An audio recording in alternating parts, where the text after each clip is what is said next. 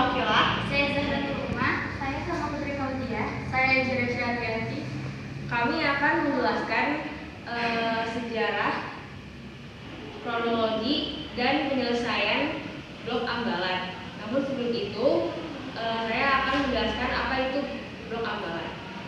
Ambalat adalah blok laut luas mencakup 15.235 km persegi yang terletak di Laut Sulawesi atau Selat Makassar dan berada di dekat perpanjangan perbatasan darat antara Sabah, Malaysia, dan Kalimantan Timur, Indonesia.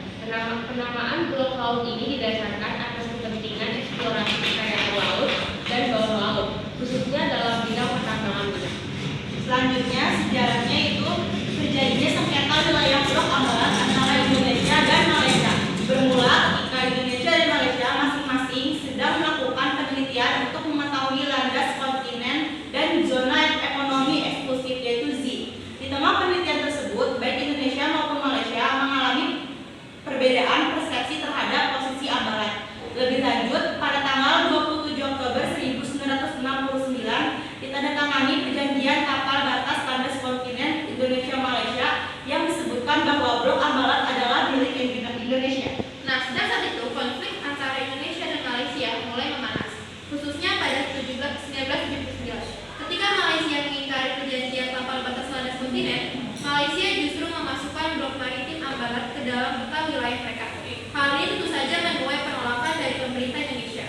Pada 1940, Indonesia pun dengan tegas menyatakan protes terhadap pelanggaran yang telah dilakukan Malaysia. Selanjutnya ada kronologi. Pada tahun 1969, Indonesia dan Malaysia melakukan penelitian di dasar laut untuk mengetahui landas kontinen dan Z. Pada tanggal 27 Oktober 1969, kedua negara menandatangani perjanjian kapal batas landas kontinen Indonesia dan Malaysia. Berdasarkan perjanjian itu, wilayah blok Ambalat merupakan milik Indonesia. Selanjutnya pada tahun 1979, Malaysia mengingkari perjanjiannya. Lalu pada tahun 1979 Malaysia membangun dua blok konvensi minyak, yakni blok C MD6 dan blok Z MD7.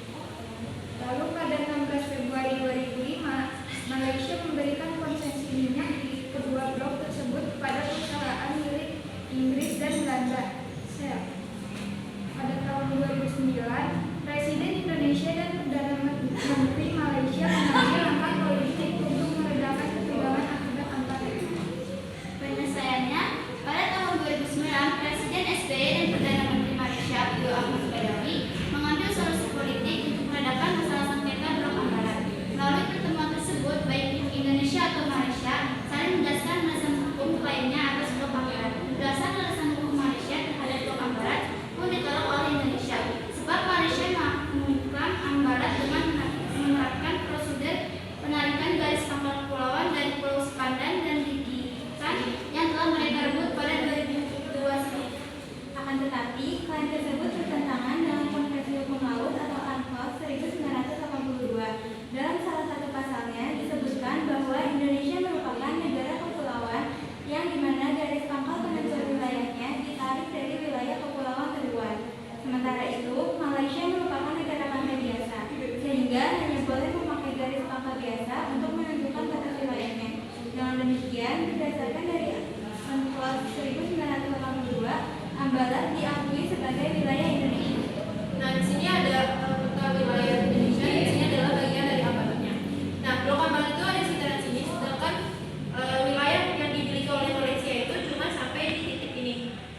Sedangkan Malaysia memasukkan peta wilayah blok Ambalat hingga sebelah sini. Dan itu merupakan wilayah Indonesia. Maka dari situ kita mengalih pertikaian untuk memperebutkan blok Ambalat bagian sini. Demikianlah ilustrasi mengenai